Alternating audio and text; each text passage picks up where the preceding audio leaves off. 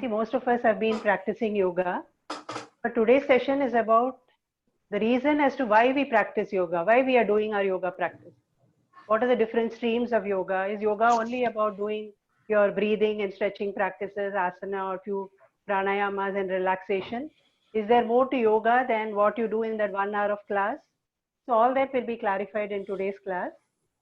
So hope you have a interesting talk, answers, questions, and then Raghuram to clarify all the questions. So we start the session. So sit comfortably with your back straight. Let the eyes gently be closed. Fingers in chin mudra, the thumb touching the index finger, palm on your thighs. Observe the breathing for a few rounds.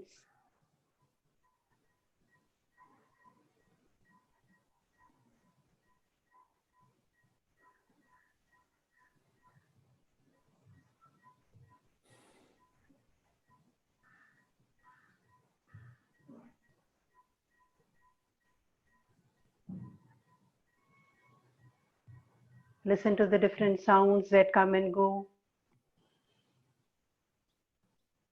But don't let the sound disturb you, bother you. Let's start the session with 3 rounds of Omkara. Each time you breathe in and continue with the Om chanting to your capacity. Inhale deeply.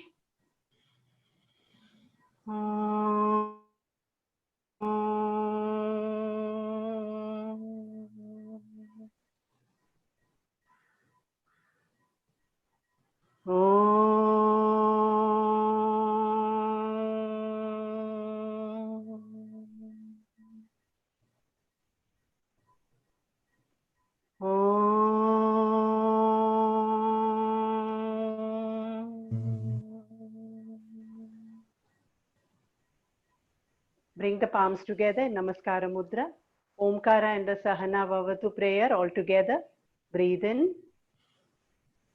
Om Sahana Vavatu Sahanau Bhunaktu Sahaviryam Karavavahai Tejasvinavaditamastu Ma Vidvishavahai. Om Shanti Shanti Shanti. Gently bow down. Take the blessings from the God of your choice, from a higher reality. May He protect us both.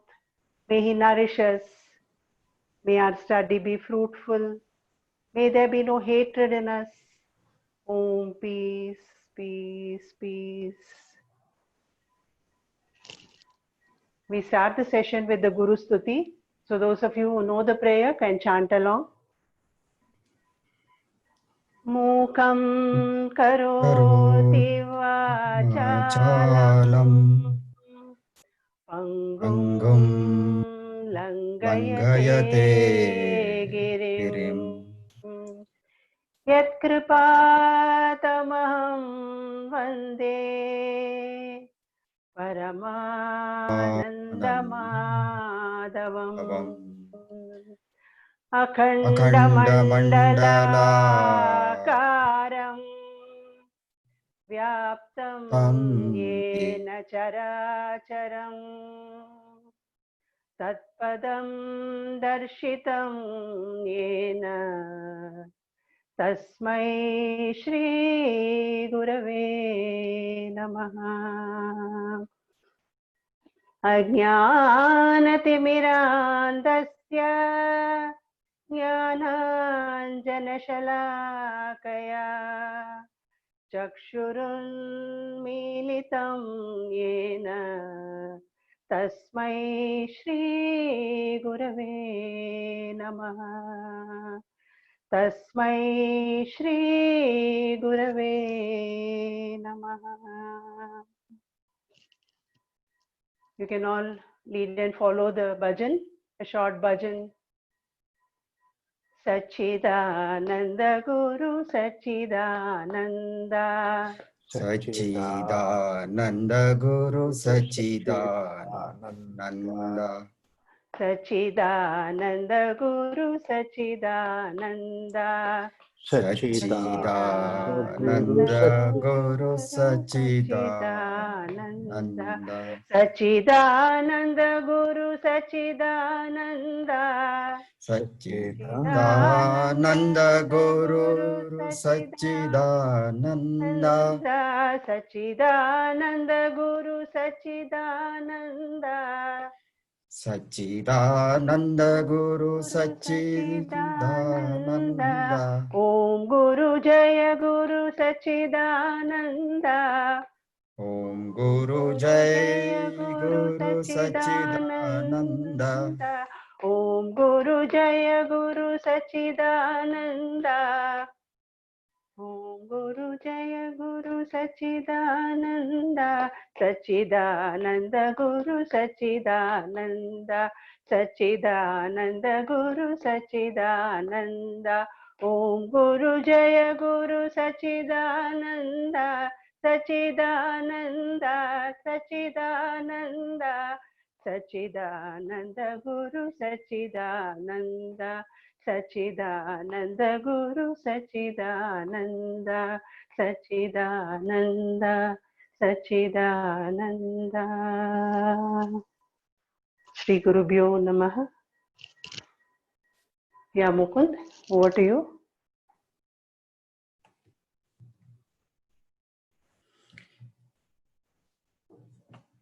Namaste. Welcome you all to today's talk show with Raghuramji. Let me begin with a very short introduction of Raghuramji. Yogashri Sri N.V. Raghuram. He can be described as a modern yogi who has been pursuing the path of spirituality right from his childhood days. That's for the last 60 to 70 years. He hails from the Khammam district, formerly in Andhra Pradesh and now in Telangana.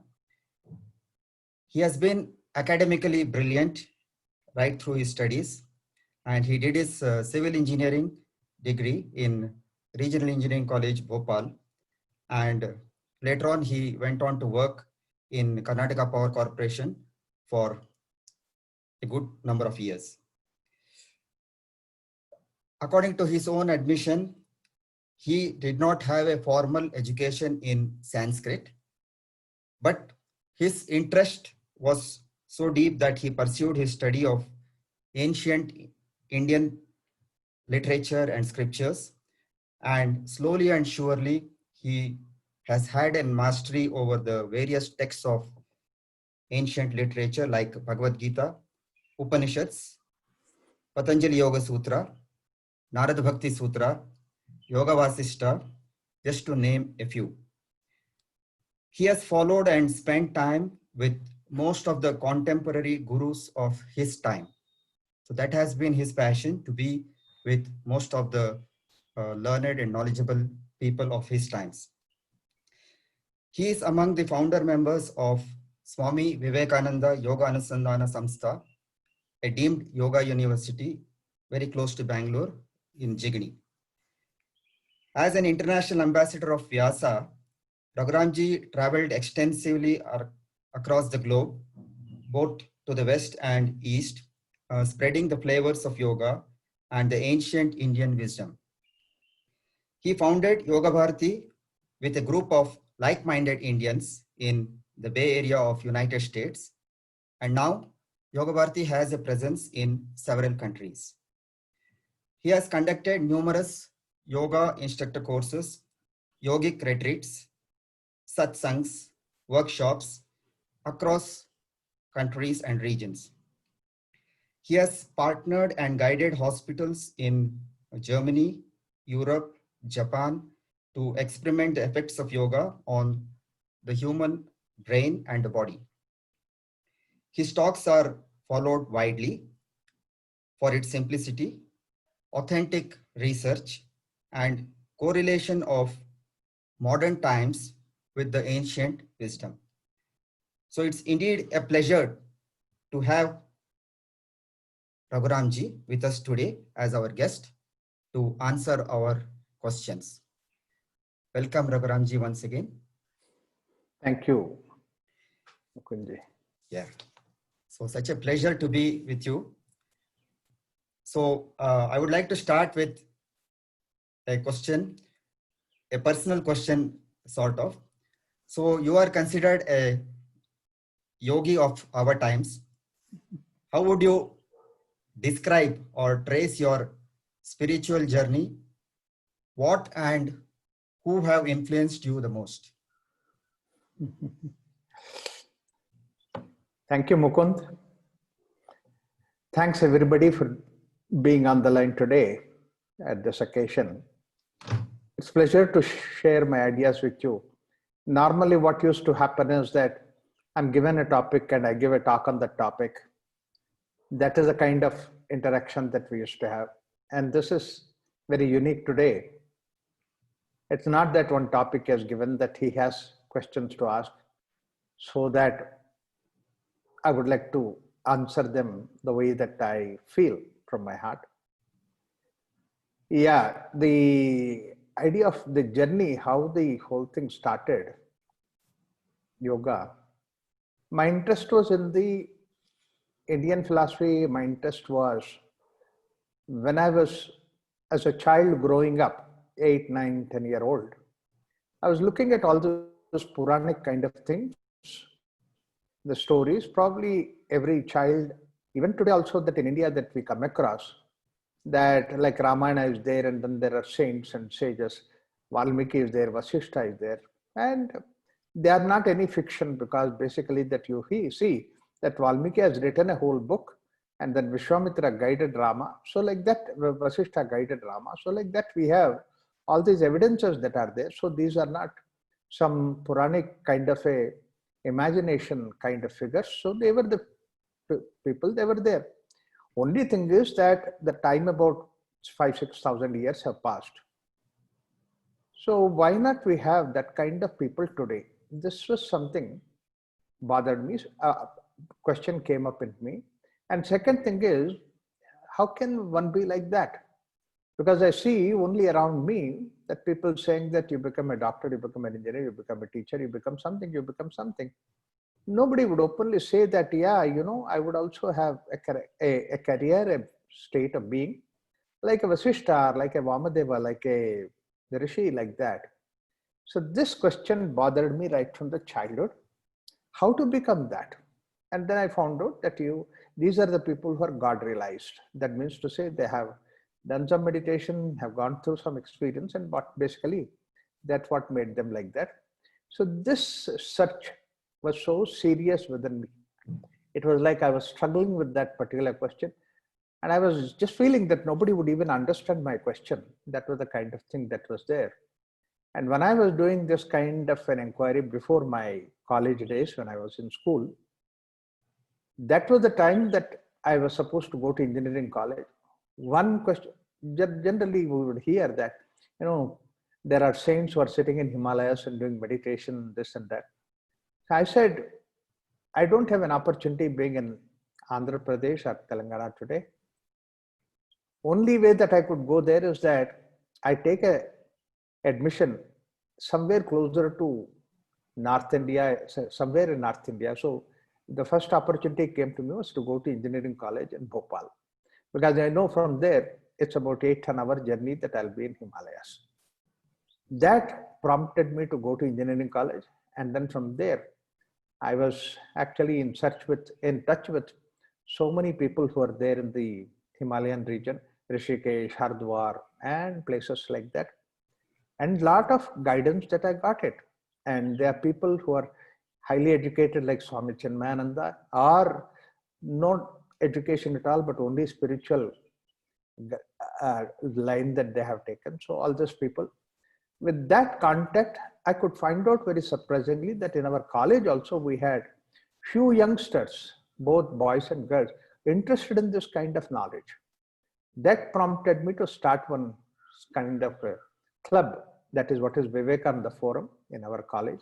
And then we pursued, our own pursuit was just college, spend some time to learn about the engineering, whatever that we are doing. But the rest of the time, we used to sit down in our center, meditate. These are the things that pursued. It was such a hard time.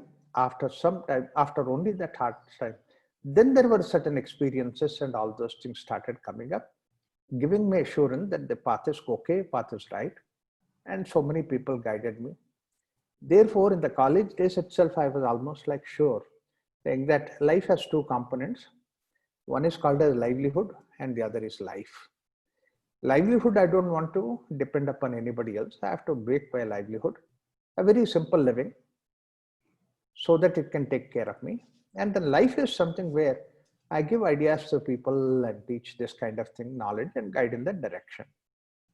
So this was started my journey. But then what happened was I met Shastriji, and that gave a big turn in my life, because he said that whatever that yoga approach is there, it is the same thing which all this Vedanta philosophy is all about. Until that time, like many people have an idea that I was also thinking that yoga means something to do with the physical postures and all that. I was not so keen about those things, though I could perform all the asanas. Physically, I was fit because I was an athlete. But then my pursuit for the spirituality, then he showed me the lines in Bhagavad Gita where it says, Yat Sankhe Prapyate Tanam Tad Yoga Irapigambyate Ekam Sankyam Cha Yogam Cha Yah Pashyati Sapashyati. So like that. And after that, Kanyakumari, I went and then had a training for yoga. I spent some time, 2-3 months in Kanyakumari in Vivekananda Rock Memorial, Vivekananda Kendra. That was a wonderful time that I spent. That gave me an idea about what is this karma yoga, what is this volunteering that we need to do to the people. All those things were added to me. And by that time, I finished all those things. And the work was waiting at Bangalore, say that why not we bring about this thing. So I tell you that, yeah, Vyasa is one place, yes, Vyasa or Vyasa, what we call it as, one place which was guided by Shastriji. That first time that yoga and Vedanta we have to put together and then try to understand yoga from the Vedanta perspective. Therefore, all these ideas of Panchakosha and things like that was introduced. And it's a great work that Vyasa has done. And we were all part of that Vyasa when we were doing that. Idea is that if yoga has to be given to the world, it should be in a scientific way. So therefore, all this research component was given. Afterwards, when Yoga Bharati started, the idea was that, yes, we have the scientific basis for yoga, and we have now blended yoga and Vedanta together in a nice, wonderful way, logical way. We can understand everything. But very important thing is we need to try to keep the people together in cohesion, together. Whatever may be the path of yoga people are practicing, we should create a platform where all the yoga schools, all the yoga teachers, we can all blend, have a nice, wonderful idea that goal should be only yoga. All other things are secondary. Therefore, that we started this Yoga Bharati with the right kind of people, like-minded people and all that. So this journey continued. But then there's another very important aspect which I always felt in Yoga Bharati is that we should never lose our direction track towards the spiritual development and growth. All other things are there, fine. But then this one thing is that we need to really hold on to, we continue with that. And I'm glad that various people at various contacts with me and Yoga Bharati, all centers, we really focused on that idea, and then we are in a wonderful cohesion group together.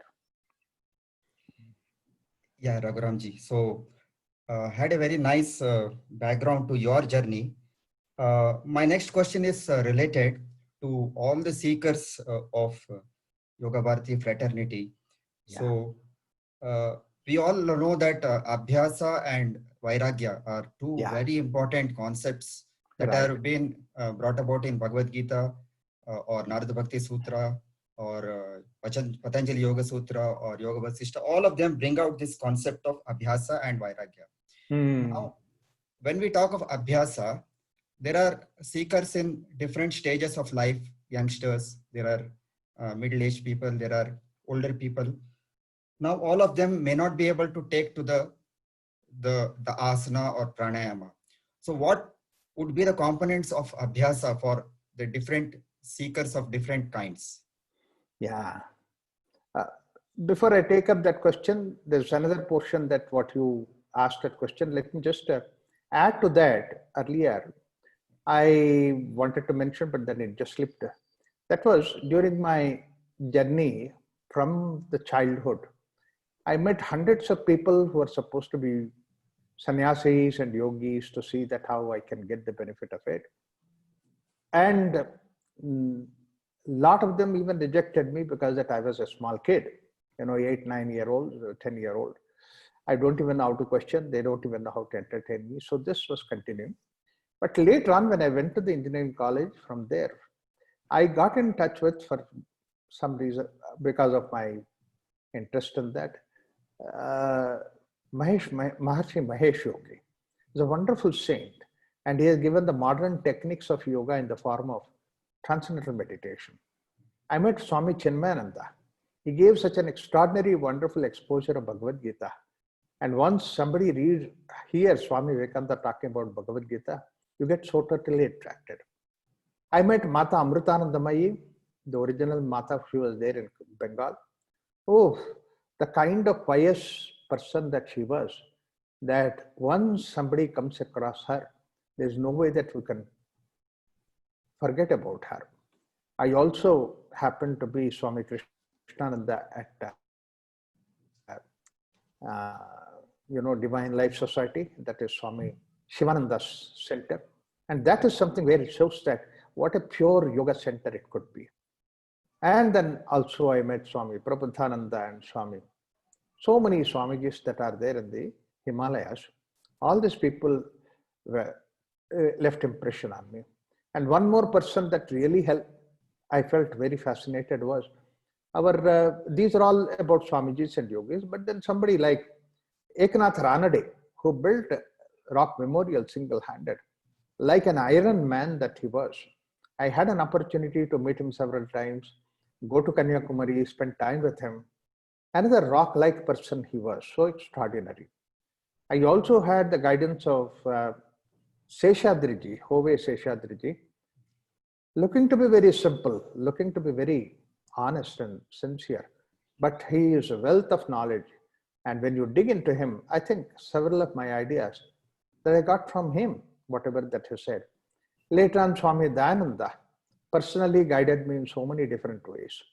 When I look at this way, that a blend of so many people together, not only these people, when I started going to the West, I met Swami Rama, was supposed to be the Himalayan masters, and he always treated me as if his younger brother, wherever he would go.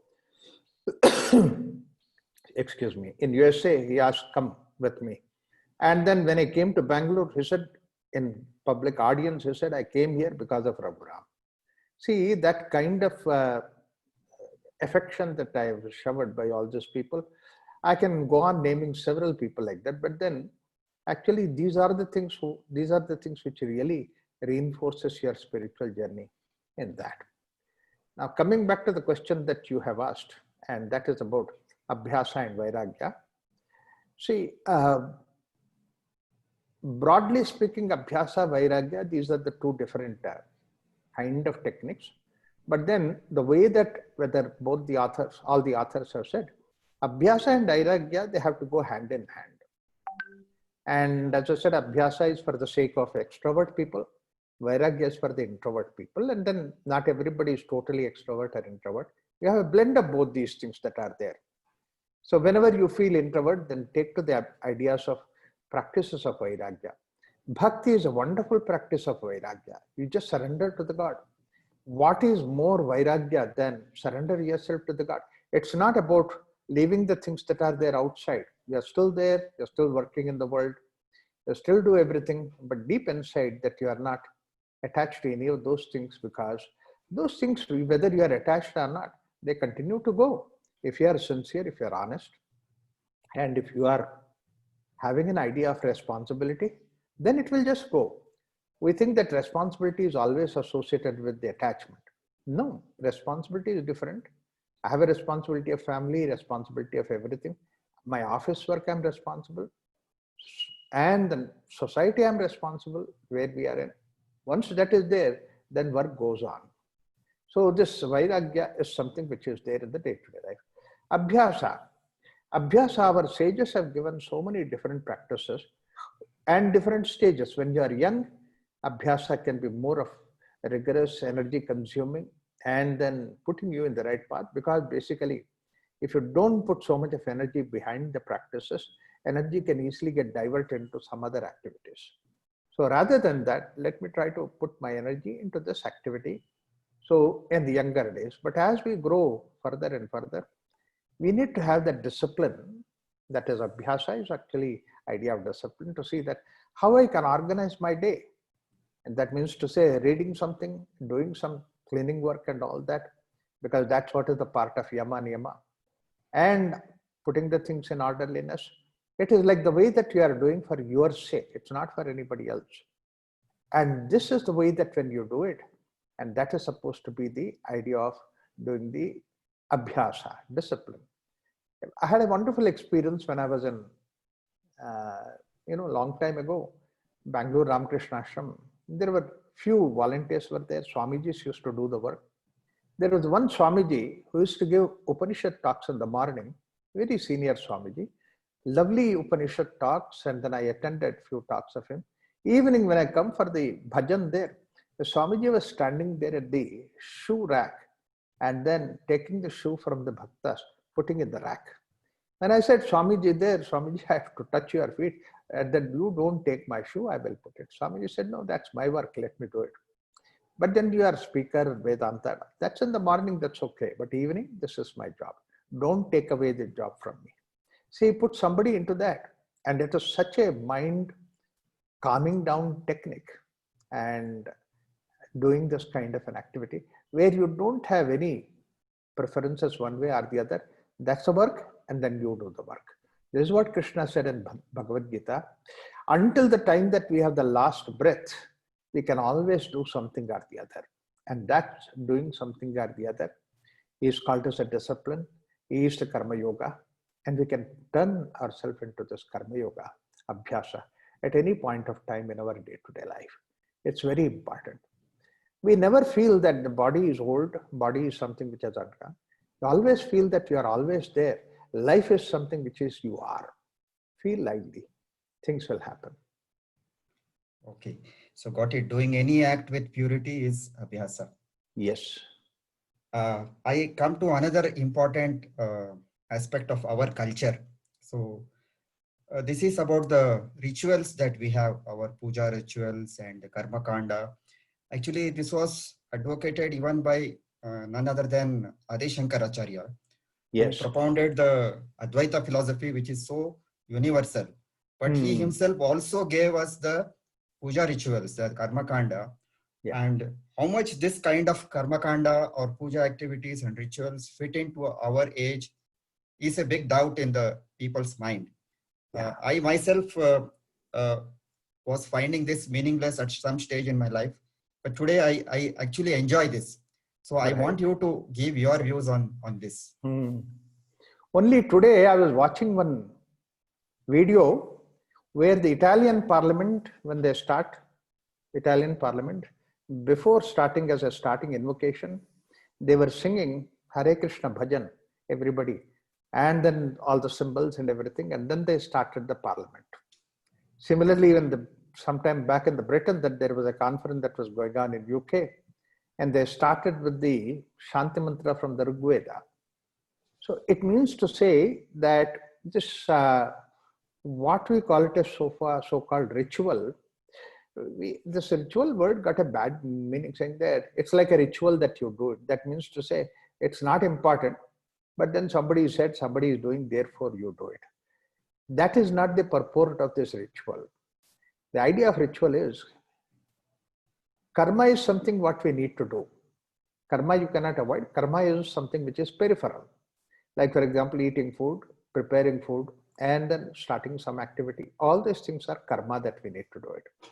But can we make that karma look like it is like a divine activity? It is devoted to the God. It's offered to the God. So with that idea, when we do it, that is what is karma kanda. It may be like, for example, and it is one thing that is like that. Second thing is we bring in that concept, reminding again and again, so that we don't go away from that karma kanda. Therefore, that Adi Shankara has created so many things in the form of karma kanda. See, look at the way that he talked about Advaita philosophy, but he is one person who has given the maximum number of stutis and stotras for all these various gods and goddesses.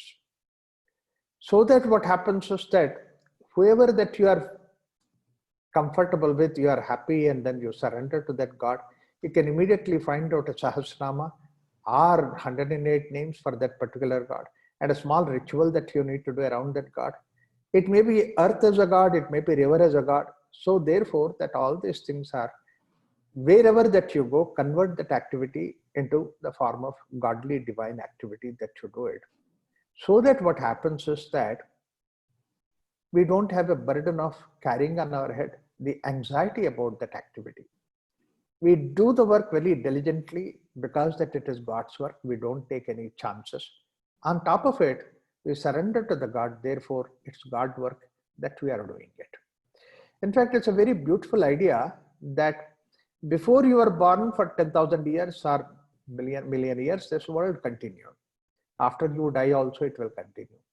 You are just for a very short period of time that is there, 80, 100 to 150 years, whatever that small little time is there. But before that and after that, the continuous work is going on. So it's not that you are doing an activity. It is you are joining the stream of activity which is going on all the time. It's like a river which is ever flowing, and then you join that. When you join that, you offer yourself to that particular river which is flowing, saying that you also assimilate me, you take me in this. Like for example, education, everybody is learning. The whole mankind learns education. I am also being educated in that direction. And whatever that education that I get is such a small little streak in the whole stream of education that's going on. So can I be arrogant of my education? I can't be. Therefore, a feeling of humility that when I get whenever that I am running for an education was the way that we created a small little ritual before we go to the education. And creating that kind of a mindset is something which is there all over the world. It's not only in Indian culture. Like for example, you passed a medical degree and everything, you have a board certificate, everything is there. Now you can practice medical practice. But then what they do is after all that thing, they organize a convocation. And the convocation, you wear a square hat, nowhere else that you will have, and then a black gown, and the nice wonderful way that you walk slowly and then reach the stage. And then there is some big man standing there and he gives you that certificate. You know, all that ritual we created has such a great importance to boost our self-confidence, mental posture, saying that now I'm officially a doctor. You know, your practice of medicine before and after this practice becomes such a big difference. Basically, it's a psychological posture that you get. The same way the prime minister is elected, people elected him, fine. But then a nice, wonderful ceremony is created. People come in a particular way that everybody sees and all that. With that, not only that he gets the psychological posturing that he is the prime minister, but everybody else sitting there now recognizes that he is the prime minister. This mental posturing is something which is absolutely important. All the rituals give us the opportunity for this mental posturing, and we need to continue that. Not only continue, all these rituals, what we need to do is to see that we can update them. Like for example, with the development of technology, development of various ideas that are there, can we create rituals which are appropriate today? Like for example, even just simply setting a fire was something which they created a nice, wonderful ritual around that. And in the beginning that they used to have that karani, they used to call it the same. It's a karani, bring that karani, and that has been very ritualistically brought about. And then you make a fire out of it. And that fire that you use for the yajna, fire that you use for cooking and all those things. Simple thing like cooking fire that you make becomes a ritual. Today we don't have that. We have lighters, we just switch on and then lighter comes. We don't have to have that ritual. We can have replaced that with another ritual between different in today's activity that we can bring about.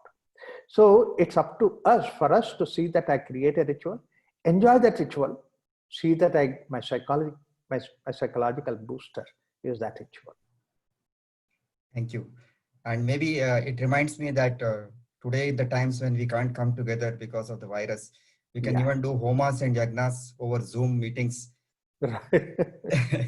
Beautiful. Yeah. So I want to come to the next point, a point which you already touched just a few minutes before. When people come together as part of a organization, or even when people come together as a government, when people come together, somehow politics creeps in. And of course, what keeps us together may be a strong leader and strong ideologies. But having said that, when an organization or a country or a government has to function well, what is the role model? Because today, most of the models I would say, have not been successful. So what comes to our mind is something like Ramarajya. Can this be a model? Can you tell something on this, how it can be a model? See, this idea of Ramarajya, we hear, it comes in Ramayana. It's a very beautiful occasion that it comes. Actually, when Rama finished his whole journey of 14 years in the forest and all that, and then when he came back, then Bharata gives all the account to Rama, how much the Ayodhya developed and how much the production has increased, how much the people have been benefited, medical facilities are there. The whole 9 yards he gives that Ayodhya has manifold developed in this 14 years. And then he gives the idea that all this thing developed because this is Ramarajya. And please understand, when Bharata said that, actually Rama was 14 years in the forest, he was not here. But then he gave two important indications of that. After saying that this is Ramarajya, all this improvement is there, but people are not happy. They are still sad. Rama was shocked, said, why they are sad? He said, their fond ruler, Rama, is not here. But now today you have come, now they are now jubilant. So it gives two indications, that is that Ramarajya, when you say that it is the people who have to bring that Ramarajya. We don't want to wait for another king to come to make the changes. Changes are there within us. All that what we need a slogan from Bharata, like this is Ramarajya. And now we can work towards that. So therefore, basically, and we are all the people who are there involved in the government. A lot of people are involved in the government. They should take this leaf from Ramayana and say that, okay, let me bring about this. Let me bring about this change in the world outside. The man who's at the top may say just one small little simple word, but it is for us to maintain that as common man, because we want to bring in that Ramarajya. He said Swachh Bharat, the top of the man. But then who has to do it? You don't wait for those people to hold their brooms and then do this. We becomes a model for him. So this very word itself becomes like a guidance for us, and then the role model that we have is in Ramayana. So therefore, that's what we need to do it. Similarly, we say corruption mukta Bharat. When we say that, honestly, at every small little simple level, we see that we can remove the corruption. We cannot have that. We cannot afford to have that. This kind of feeling that we should have. So therefore, don't look for any role model right in front of you. Look at the role model, because whose basis that our leaders have come on this idea. And this country has such extraordinary, wonderful stories which give the guidance for that, which may not be there in so many other cultures, but we have it. Let's make use of it. Second thing is the organizations like us. That means we are not part of the government, but then we are voluntarily giving our service to the society. So these are the second set of people. Actually, these people are much more important in the society, because what people see is that look at that person, he doesn't have to do anything. He can be like earning money and then living. But then by doing something like that, he is definitely creating a role model for us. So that's why organizations like this become much more important. Their contribution is much more important when the question comes of changing the society. That's why an American author, he had written some time back an article saying that culture changers. When I said this culture changers, he said they are not the people who have big tom-tom, big announcement and all that, big billboards to show that they are doing this work and that work. No, they very subtly work in the nature, in the society, and then they create a change in the culture that is there. And such a culture which changes from underneath, like a very simple soft power, that is going to be a sustaining change in the culture. Thank you, Raghuramji. Looks like we need to have leaders and yogis at every level of the society. Right. At this point of time, we can take a small break, in the sense that I will request one of our Yoga Bharati Karyakartas, Dr. Shubha Chetan. She will present a small devotional song. I welcome Dr. Shubha.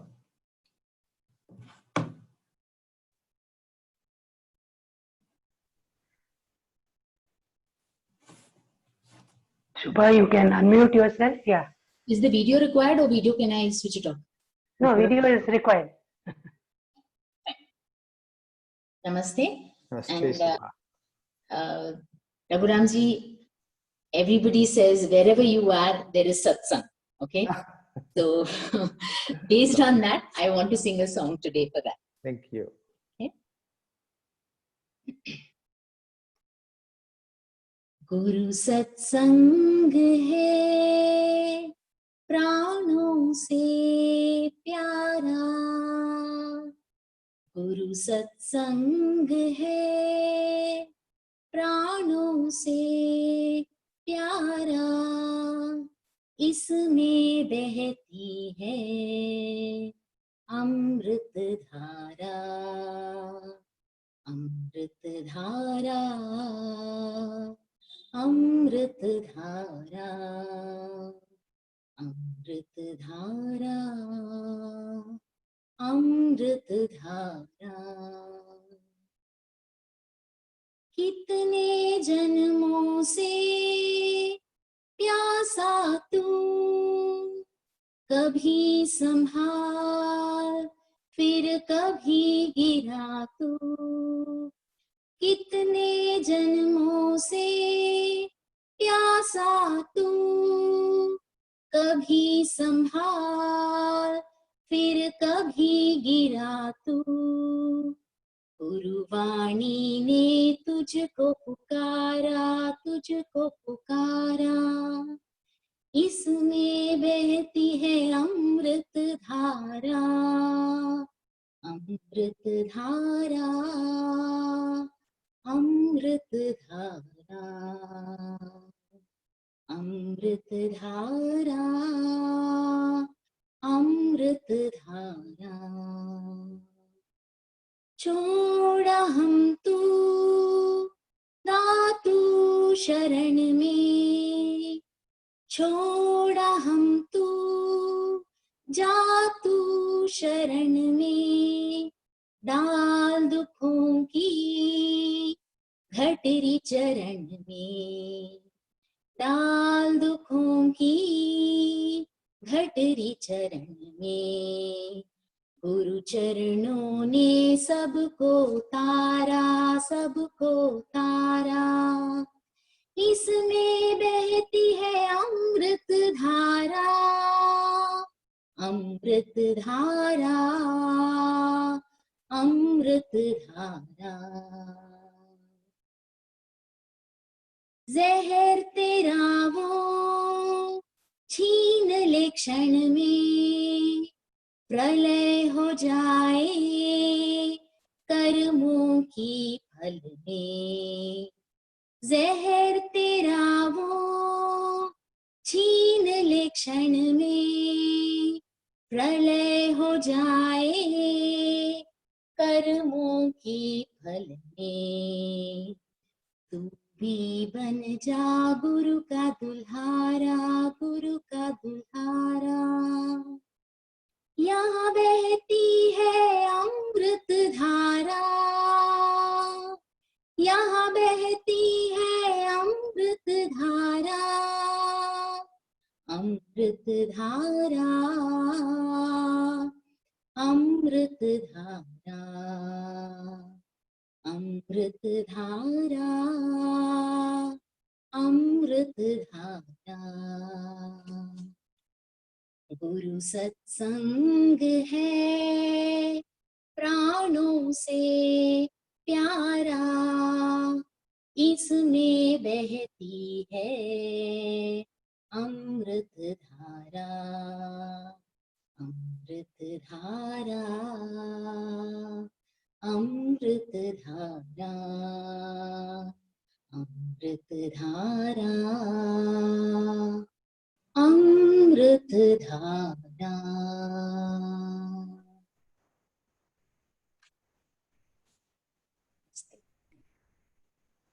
Thank you, Shubha Didi.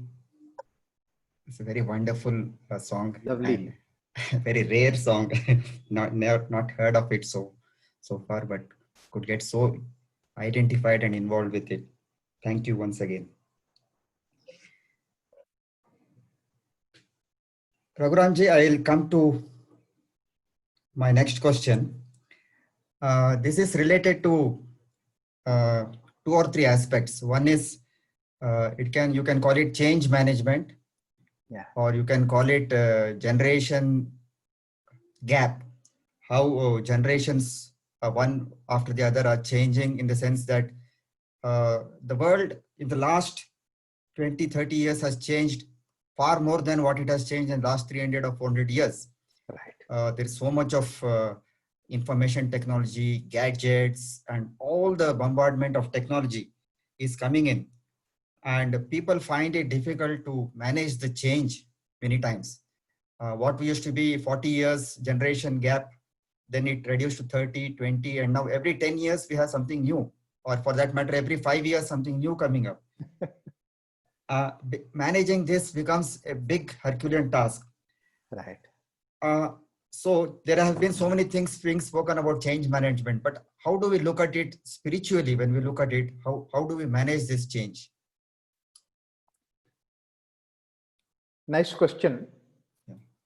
Before that question, one of the comment that was there in the chat box, I'll just answer it in a couple of minutes and then I'll come to that question. That was how to practice the detachment, and what is that? Detachment or something like that. Attached detachment. 2 ways that I look at it. One way we look at it is that we can easily practice as long as that we don't have any expectations.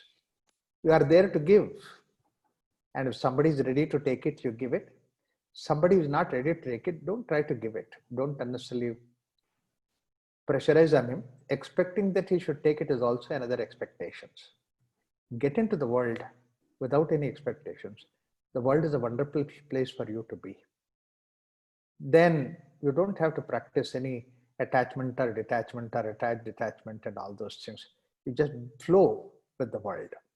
This is one way that we look at it.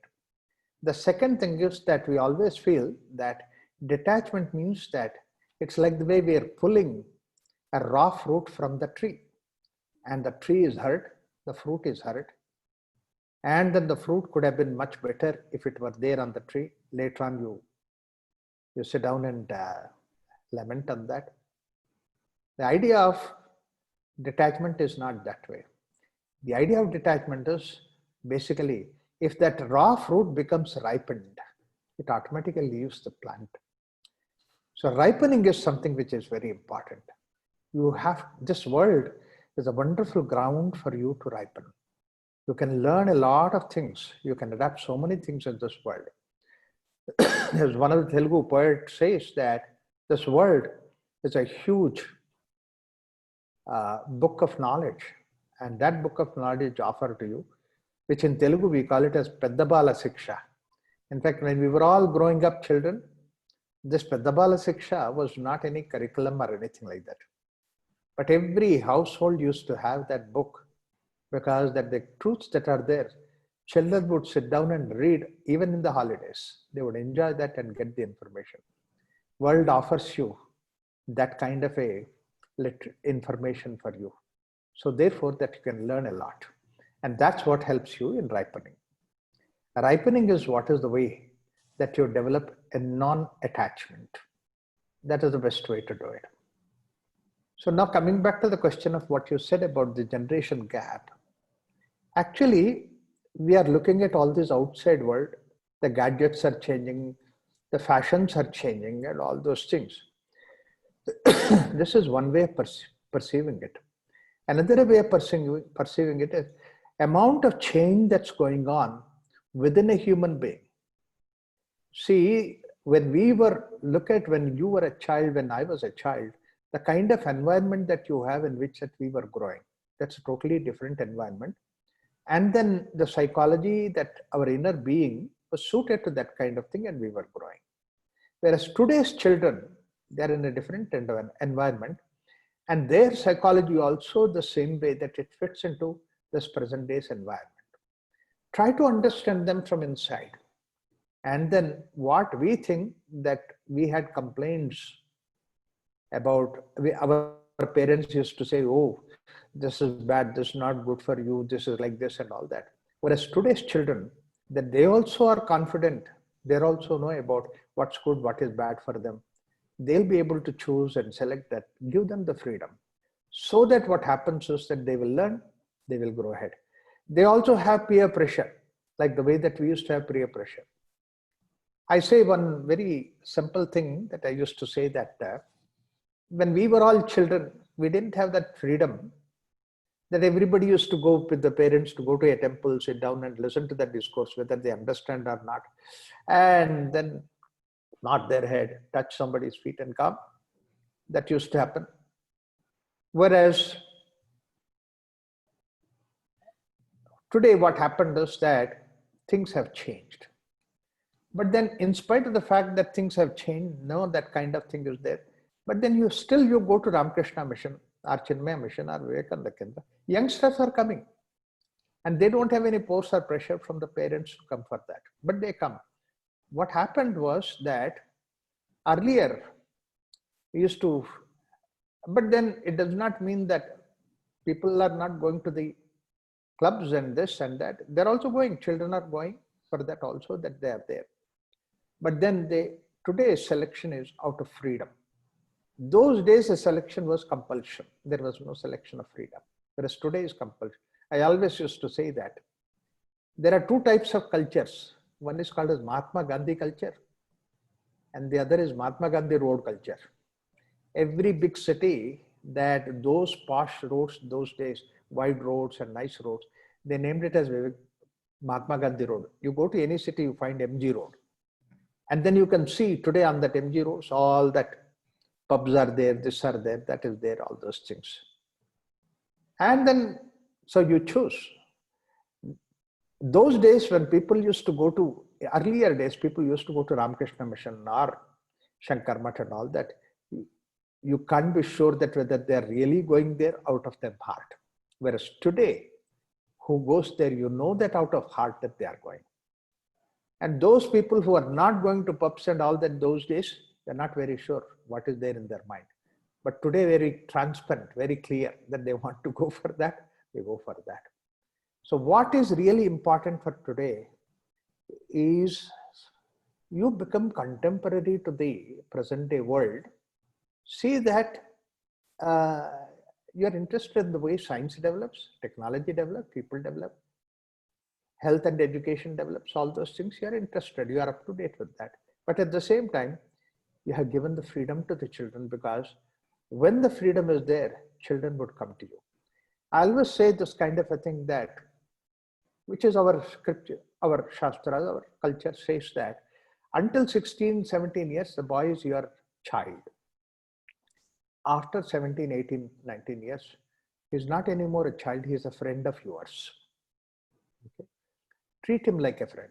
But more important thing is, child is not your choice, God-given gift. Whereas to be having a friend is his choice.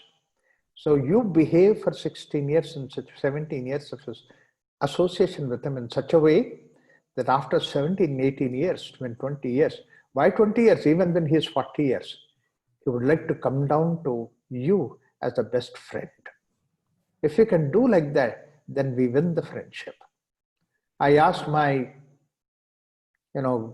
cousins' daughters, I said, when you are in crisis or when you have something which you really cannot tell anybody, that kind of secret, who would you like to tell?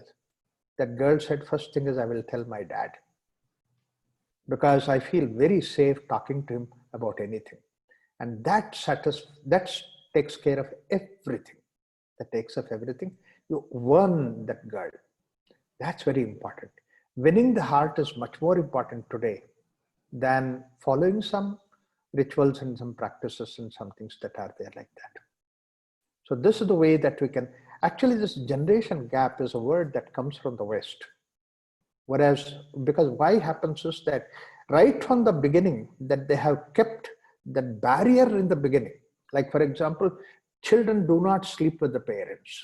They are kept outside. And the children do not visit the places where the adults should visit. They have cut such a clear-cut barrier about generations. In our culture, we never had that barrier in our culture. We unnecessarily borrowed that. Let us try to get out of that as early as possible, be friends together. And then the society is an extraordinarily wonderful society. That's what our Modi says, that this is the most wonderful society because the most young population is there in this country. And he has confidence in them. That is very important.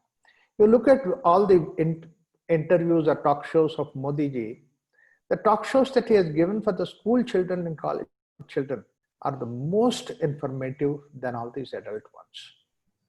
That's what he has shown in the younger generation. Yeah, Raghuramji, just extending the same question. Yeah. The concept of change, a lot of changes are happening with respect to the external material world. Yes. Right. But the concepts of spirituality have continued to remain the same. Right. So what is it so nice about spirituality that it continues to remain relevant all along? Yeah. In fact, the spirituality itself is the reason. That's what Swami Vivekananda said.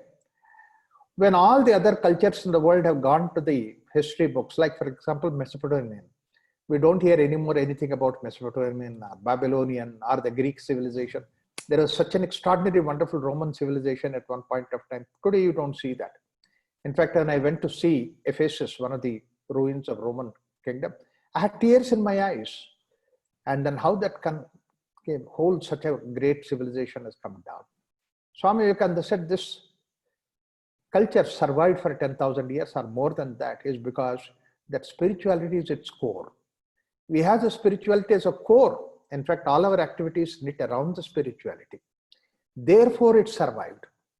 And what is the reason, if you closely understand, spirituality is one thing which does not give material importance. It gives material as importance as a function. It's peripheral. For my functional reason, I require material. But my core is supposed to be spirituality. This is there honestly in this culture itself. That's one thing which survives. But then the second answer I would like to give, why the spirituality is so strong here is, every other culture, they did not allow their scriptures to be interpreted as the time passes. Whatever that Bible gives, the idea that they are given, you cannot reinterpret them to present days continue and then say that, all right, these things are not useful. These are useful. We cannot carry it like that. Much less in Quran. It says that you can't even interpret what is there in Quran. You have to read it only Arabic. You can't read it in any other language other than Arabic, and then you don't understand Arabic. That's the way it is. Whereas look at our Indian culture. We always allowed people to interpret, reinterpret, represent in such a way that it is continuously flowing. What I gave talk in Bhagavad Gita, what I give today talk in Bhagavad Gita, another 50 years later, this becomes obsolete. Somebody else will come and Gita talks according to the relevant at those days, contemporary. This culture is like, the other cultures are like the flower vase, where you cut the flowers from the garden and put it in that flower vase. Whereas this culture is the bed of flowers. We have a garden of flowers. Every day fresh flower will come, and so that the garden is very vibrant and lively. That's what is the secret of this culture and spirituality. So again, I will ask a related question. Yes. You already touched upon this in the beginning. You told life and livelihood. These are two things. And many people who work, and even in organizations, we see that they talk of the work-life balance. So this essentially is nothing but life and livelihood, the work and life balance. Yes. So how to bring about that balance is the one question that is always there in the minds of people. And how much importance, because the money has become the center of, it has become the center. So can we get that balance of life and material world? Yeah. Actually, many progressive societies are working on that already. And then there are situations people who are realizing and create. They don't have any spirituality as background, but in spite of it, they create it. Like something as, there is a society which is called as the minimalistic society. That means they said that, all right, we will have minimum needs and minimum things, and then we live comfortably. We don't unnecessarily drain ourselves. We don't unnecessarily strain ourselves for earning more than what we require. So their whole motto is that we would have something like about 10 pairs of dresses. That's all, not more than that. And then we establish that we are this kind of a society. We live like that. We don't want to have big cars. We don't want to show by big buildings and all that. So a transformation has occurred in the people. Now that particular concept is really taking it big strides in the society. That's very important. And particularly we in organizations like Vivekananda Kendra or Yoga Bharati and all that, if we start setting that kind of an example, we are not losing anything. We are happy. We are wonderful. But we don't have any pomp and show. Once we create that kind of a society, I think the world will really we will be guiding the world in the right direction. In fact, when once in the Karnataka Assembly, Dr. Nagendra was supposed to speak at that time, the Chief Secretary introduced Dr. Nagendra very beautifully. He said, a man went to NASA, a man went to this, a man went to Harvard to teach people, and then was in British Columbia University, did the research and this and that, and all those things. All ideas that finally, that he thought that the real journey is in the journey of yoga, and then make it to the relevant today.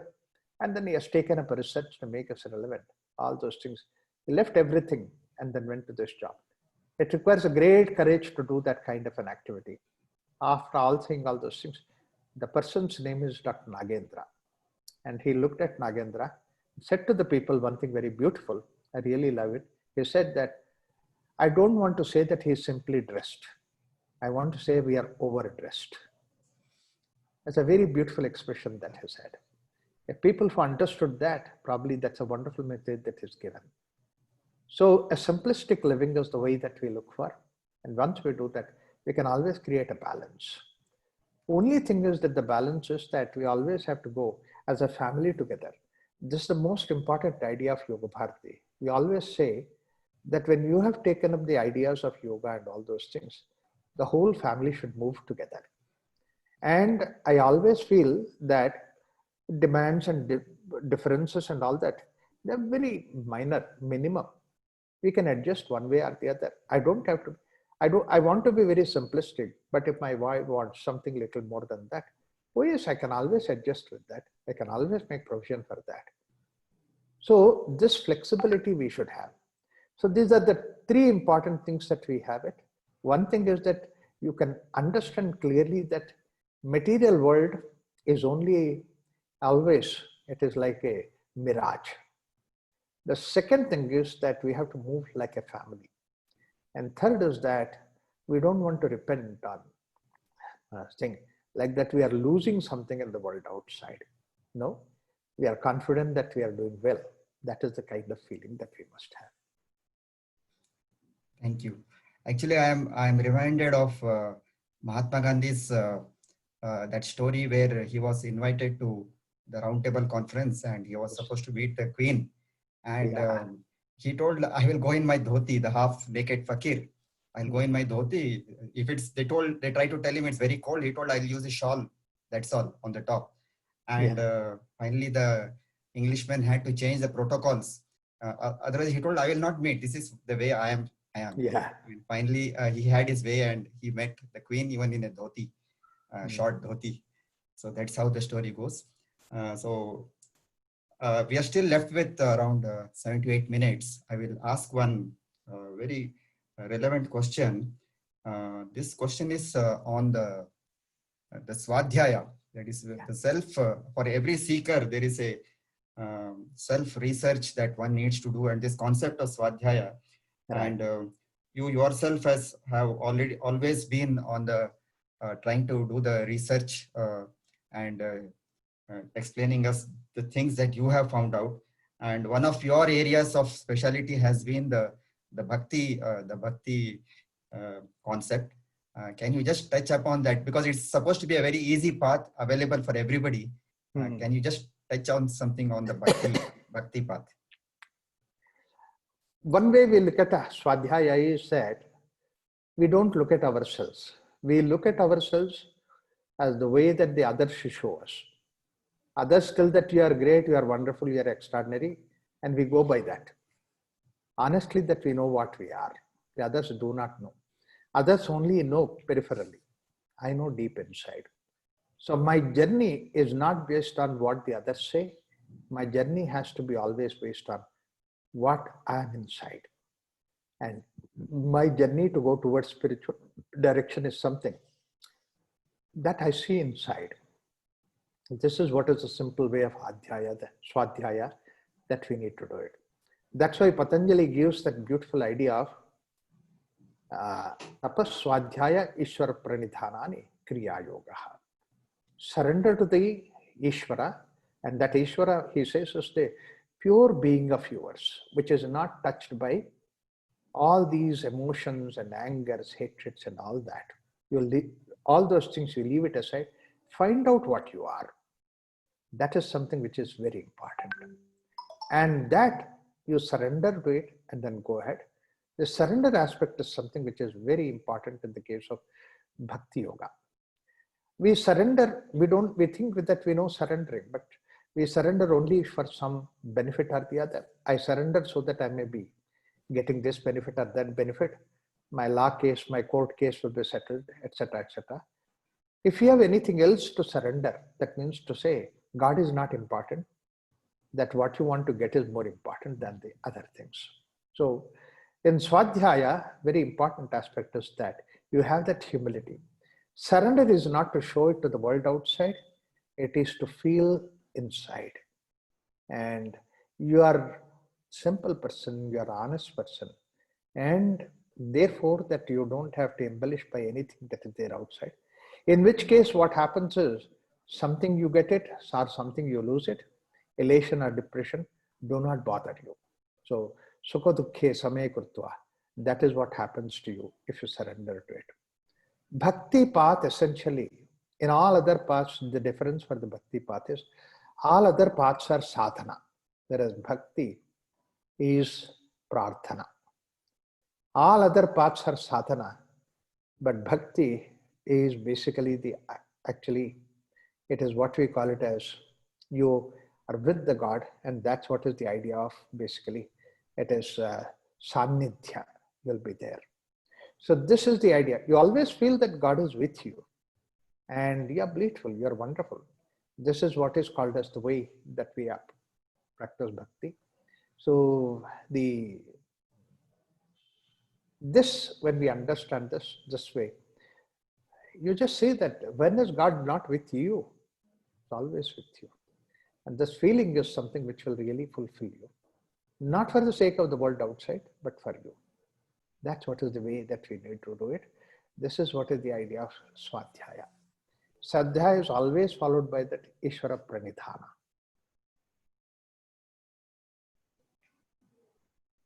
Thank you, Raghuramji. Time always seems to be short when we are with you. And there are several questions which was lined up, and I can see several questions people also having. Yeah. Maybe we'll have some more such sessions where we can have answers from you on our questions. Yes. Maybe you can take one question from the chat. Yeah. Yeah. Current generation of children in US and India are not interested in the Bhagavad Gita, region of yoga. How do we generate interest in them? Yeah, I would like to look at this particular question in this way. Until now, what happened in the last almost like 70 years after the freedom struggle, Indians never showed interest in the Indian philosophy, Indian culture, because our rulers were not interested in that. There is an occasion where our people talked about Bhagavad Gita and did something with anything to do with our culture, with our religion. All that we had to showcase was Taj Mahal. And look at the horrifying story behind Taj Mahal. And all that we could talk about to the people is about the way that some British rulers who ruled our country, and then how great India was at that time. We never had anything to do with our culture. In the last 10 years or 6-7 years, this is when the whole scenario has changed. You never see that any great leader was taken by the Prime Minister, the President of India, to Taj Mahal. On the other hand, they have taken to the Varanasi temple. They have taken to the Gujarat some temple. See, that means basically now our rulers have found out that there is some value in our culture, in our texts, in our books. So therefore, look at the way that a senator from USA, she takes oath on Bhagavad Gita, Tulsi Gabbard.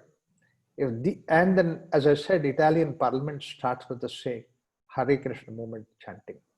When the others do that, then our children also open their eyes and they find the treasure in that. Look at the way that the world is changing in the vegetarianism, vegans, and where that idea comes from. It comes from 10,000 years of this culture. So therefore, these changes are happening very subtly, gently. That is what is happening. Many of our elder generations in USA, they still think that they are better being in USA. They are better because that they are not Indians anymore. I think soon that particular perception changes, and then the things will change for a better tomorrow. Because when others start respecting Indians and Indian things, then our Indians also start respecting India, recognizing that. This change is definitely going to occur, is right around the corner. Thank you so much. Thank you, Raghuramji. The world is always looking towards India for some salvation and something new to salvage the situation. And with that, the questions would like to stop the questions, and let's end this session with a beautiful chanting of Nirvana Shatakam. Wonderful. Yeah, see, I think the session would be incomplete without Raghuramji giving us the Mullah Nasruddin wisdom. So I think what we have talked about spirituality, I think Raghuramji's talks have always had this wisdom of Mullah Nasruddin. So I would want Raghuramji to share some anecdote, and then we will chant the Nirvana Shatakam. Yeah, always my talks I bring in this character, Mullah Nasruddin. Yes. Very nice. The simple idea I would like to tell is that world is what we make it. It's not that somebody else made for us. It's our own packed lunch. That's what I give the story of Mullah Nasruddin. When I was working in the office, we all used to sit together in lunch, like that many people in the many offices do together. So we all used to sit together and eat food and then open our carrier that we brought. Mullah also used to sit with us and open his carrier, look into the carrier and say that, same dal, same roti, same sabji. One day he said maybe he didn't like that lunch that he's packed. Second day also he said, the third day also said, every day he says like that. Arey Baba Mullah, what is that you are finding fault with the lunch? If you want to eat something different, ask your wife. She will pack something different. Wife always wants husband to enjoy the food that you take it to the office. So therefore, she will also pack you nice kind of food. That's all. We all do it. Mullah said, you are lucky. What do you mean by lucky? My wife listens to me. Your wife doesn't listen to you. No, that's not even the question. Then what is the question? He said, I'm not married. Then who packs your lunchbox? He said, I pack my lunchbox. And you pack your lunchbox and find fault with that. This life is what you have chosen. You want to go for work, you want to do this, you want to do that. Everything is ultimately your own decision. Don't find fault with this world. Live the way that the world offers to you in front of you. Every moment is like the way God's given gift, suitable to you. Therefore, it is called as present. It's a nice present. So I said this story in one of my, satsangs in Prashanti, and everybody enjoyed that story. And at the end of it, one of the persons, there are usually about 300, 400, 500 people are there. So one person walked to me and said, Raghuramji, the talk was very nice. Everything was very good. I know you very well, that we all worked in the same office together. And then every time that we get nice wisdom from you, even in the office also, everything was all right. But who was that Mullah Nasruddin you are talking about? I don't see that there was any person by name Mullah Nasruddin in our office. Yeah. It's all anecdote to be taken anecdote. What is more important thing is the message that we carry on. Let us take this world as the way that is gift for us. Let's proceed with that. Thank you so much. Yeah, thank you. Thank you, Raghuramji. Humor and spirituality go nicely, gel nicely together. Can you share the shloka, Yes. Mukund? Yes.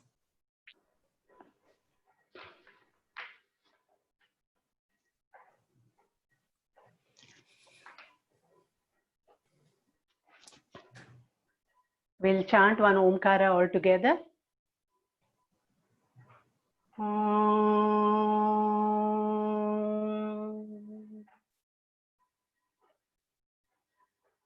Manobudhyahankara chittadinaham na chakshotra jivve na chagrana netre vyoma bhumir na tejo na vayuhu chidananda rupaha shivoham shivoham chidananda rupaha shivoham shivoham na cha prana sangyo na vaipanchavayuhu na vasaptadatur na vapancakosha na vakpanipadam na chopastapayu chidananda rupaha shivoham shivoham chidananda rupaha shivoham shivoham na me dvesha ragau na me lobha mohau na me vai madoneva matsarya bhavaha na dharmo na charto na kamo na mokshaha chidananda rupaha shivoham shivoham chidananda rupaha shivoham shivoham na punyam na papam na saukyam na dukkham na mantro na tirtam na veda na yajñaha aham bhojanam naiva bhojyam na bhokta chidananda rupaha shivoham shivoham chidananda rupaha शिवोऽहं शिवोऽहं न मृत्युर्न शङ्का न मे जातिभेदः पिता नैव मे नैव माता न जन्मः न बन्धुर्न मित्रं गुरुर्नैव शिष्यः चिदानन्दरूपः शिवोऽहं शिवोऽहं चिदानन्दरूपः शिवोऽहं शिवोऽहम् अहं निर्विकल्पो निराकाररूपो विभुत्वा च सर्वत्र सर्वेन्द्रियाणां न चासङ्गतं नैव मुक्तिर्न मेयः चिदानन्दरूपः शिवोऽहं शिवोऽहं चिदानन्दरूपः शिवोऽहं शिवोऽहं शिवोऽहं शिवोऽहम्.